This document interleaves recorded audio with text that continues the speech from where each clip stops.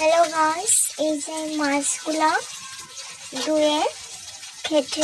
ধুয়ে হলদি লবণ মরিচ মাখিয়ে নিয়েছি। এগুলো বাউশ মাছ।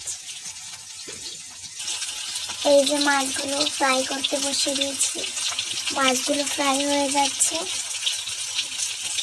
বন্ধুরা, আমার মাছ ফ্রাই করা হয়ে গিয়েছে। এখন তরকারি বানাবো মাছ দিয়ে। যে বন্ধুরা, এবার আমি কালি জিরা ফোড়নে দিয়ে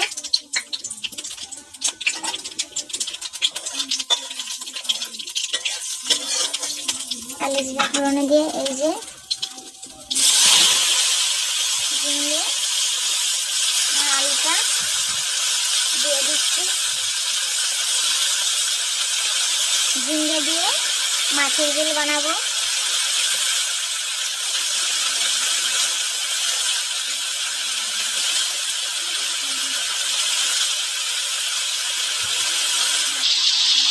পরিমাণ মতো হলুদ দিয়ে দিলাম। পরিমাণ মতো মরিচ গুঁড়ো দিয়ে দিলাম।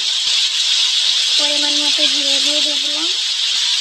এই যে এবারে পরিমাণ মতো লবণ দিয়ে দিলাম। একটু জল দিয়ে দিলাম। এবারে ঢাকনা দিয়ে দেবো। তরকারিতে ঝোল দিয়ে মাছ দিয়ে দিয়েছি।